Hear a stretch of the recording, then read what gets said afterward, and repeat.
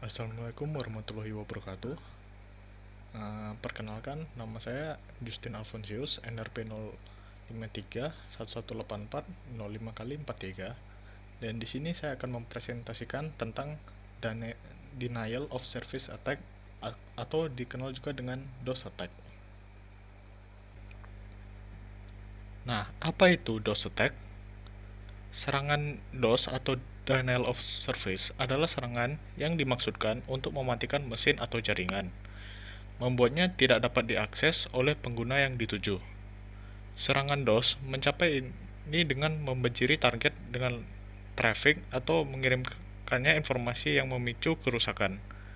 Dalam kedua kasus tersebut, serangan DOS mencabut pengguna yang sah, contohnya seperti karyawan, anggota, atau pemegang akun sebenarnya, dari layanan atau sumber daya yang mereka harapkan. Ada beberapa tipe serangan DOS, yaitu flood attack dan mengeksploitasi kerentanan yang menyebabkan sistem atau layanan target macet. Selanjutnya adalah macam-macam flood attack. Flood attack itu terdiri dari beberapa jenis. Yang pertama itu UDP flood. UDP flood ini merupakan serangan DOS yang membanjiri target dengan paket user datacom protokol. Tujuan serangan ini adalah untuk membanjiri port acak pada host jarak jauh. Hal ini menyebabkan host berulang kali memeriksa aplikasi yang mendengarkan di port tersebut dan membalas dengan paket ICMP (Destination Unreachable). Proses ini menghabiskan sumber daya host yang pada akhirnya dapat menyebabkan tidak dapat diaksesnya. Yang kedua itu ECMP flood. ECMP flood ini membanjiri sumber daya target dengan paket permintaan gema ECMP. Umumnya mengirim paket secepat mungkin tanpa menunggu balasan. Jenis serangan ini dapat menghabiskan bandwidth keluar dan masuk, karena server korban akan sering mencoba merespon dengan paket ECMP. Echo reply mengakibatkan perlambatan sistem yang signifikan secara keseluruhan. Selanjutnya ada SCN flood. Serangan SCN flood DOS ini mengeksploitasi kelemahan yang diketahui dalam urutan koneksi TCP, di mana permintaan SCN untuk memulai koneksi TCP dengan host harus dijawab oleh respon SCN ACK dari host tersebut, dan kemudian dikonfirmasi oleh tanggapan ACK dari pemohon. Dalam skenario ini, pemohon mengirim beberapa permintaan SCN, tetapi tidak menanggapi respons SCN ACK host, atau mengirim permintaan SCN dari alamat IP palsu. Selanjutnya ada HTTP flood. Dalam serangan HTTP flood DOS ini, penyerang mengeksploitasi permintaan HTTP GET atau POST yang tampaknya sah untuk menyerang server web atau aplikasi. Banjir HTTP tidak menggunakan paket yang salah format, spoofing, atau teknik refleksi, dan membutuhkan lebih sedikit bandwidth daripada serangan lain untuk menjatuhkan situs atau server yang ditargetkan. Selanjutnya, serangan ping of death. Serangan ping of death ini melibatkan penyerang mengirim beberapa ping yang salah atau berbahaya ke komputer.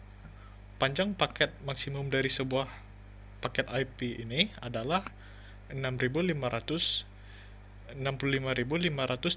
byte. Namun, lapisan data link biasanya membatasi ukuran bingkai maksimum, misalnya 1.500 byte, melalui jaringan Ethernet. Dalam kasus ini, paket IP yang besar dibagi menjadi beberapa paket IP, dikenal dengan sebagai fragment, dan host penerima memasang kembali fragmen IP tersebut ke dalam paket lengkap. Dalam skenario ping of death ini, setelah manipulasi konten fragmen yang berbahaya, penerima akan mendapatkan paket IP yang lebih besar dari 65.535 byte saat dipasang kembali. Ini dapat meluap buffer memori yang dialokasikan untuk paket tersebut, menyebabkan penolakan layanan untuk paket yang sah. Selanjutnya ada slow low risk.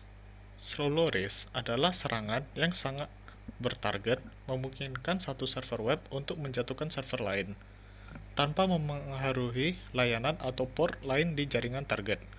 Slow Loris melakukan ini dengan menahan sebanyak mungkin koneksi ke server web target selama mungkin. Ini menyelesaikan dengan membuat koneksi ke server target, tetapi hanya mengirim sebagian permintaan. Slow Loris terus-menerus mengirim lebih banyak header HTTP, tetapi tidak pernah menyelesaikan permintaan.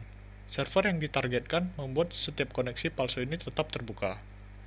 Ini akhirnya meluap kumpulan koneksi bersamaan maksimum dan menyebabkan penolakan koneksi tambahan dari klien yang sah. Selanjutnya ada NTP amplification. Dalam serangan amplifikasi NTP, pelaku mengeksploitasi server network time protocol yang dapat diakses publik untuk membanjiri server yang ditargetkan dengan lalu lintas UDP. Serangan tersebut didefinisikan sebagai serangan amplifikasi karena rasio query to response dalam skenario tersebut berada di antara 1:20, 1:20, dan 1:200 atau lebih.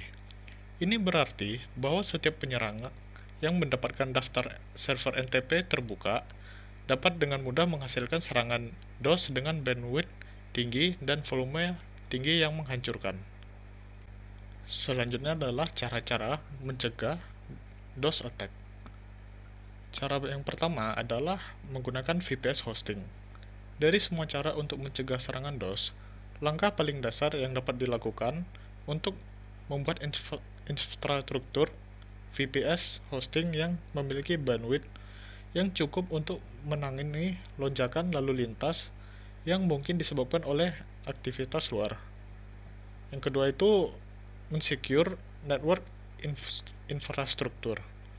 Ini termasuk sistem pencegahan intrusi dan manajemen ancaman tingkat lanjut yang menggabungkan firewall, VPN, anti-spam, pemfilteran konten, penyimpanan beban, dan lapisan lain dari teknik pertahanan DOS. Bersama-sama memungkinkan perlindungan jaringan yang konstan dan konsisten untuk mencegah serangan DOS terjadi. Selanjutnya adalah pertahanan arsitektur jaringan yang kuat. Berfokus pada arsitektur jaringan yang aman sangat penting untuk keamanan. Bisnis harus menciptakan sumber daya jaringan yang berlebihan. Jika satu server diserang, yang lain dapat mengenali lalu lintas jaringan ekstra. Jika memungkinkan, server harus ditempatkan di tempat yang berbeda secara geografis. Sumber daya yang tersebar lebih sulit untuk ditargetkan oleh penyerang. Sekian presentasi tentang DOS attack dari saya. Mohon maaf jika ada kesalahan. Terima kasih.